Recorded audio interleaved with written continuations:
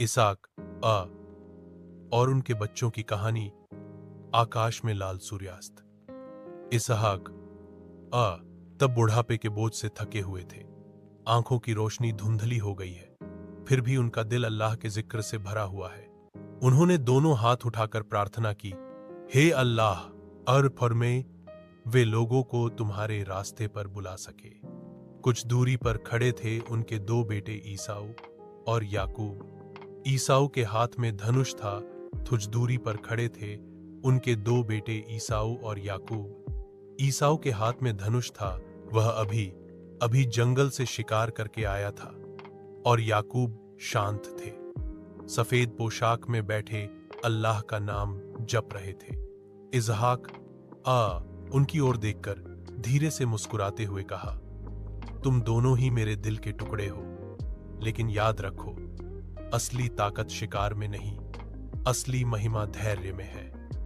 दुआ के समय एक दिन इसहाक ने अपने बड़े बेटे एसाव को बुलाया। उन्होंने कहा, बेटा, मैं बूढ़ा हो गया हूं, मेरे लिए शिकार करके लाओ, मैं खाकर तुम्हारे लिए दुआ करूंगा। ईसाऊ खुशी से जंगल की ओर भागा। इस बीच उनकी मां रिबका चुपचाप सब सुन रही थी।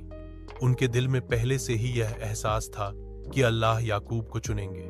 उन्होंने जल्दी से याकूब को बुलाया और कहा, पिताजी, तुम खाना बनाओ, अभी तुम्हारे पिताजी के सामने ले जाओ, वह दुआ करेंगे और वही दुआ तुम्हारे लिए नबूवत का आशीर्वाद होगी। याकूब थोड़ा डर कर बोला, मां, मैं तो शिकार करके नहीं आया, अगर पिताजी पहचान गए तो?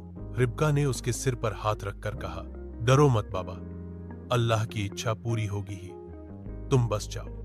दुआ प्राप्त करने के बाद याकूब ने स्वादिष्ट भोजन तैयार किया और उसे पिता के सामने ले गए। इसहाक ने कमजोर आंखों से बेटे की ओर देखा। तुम कौन हो?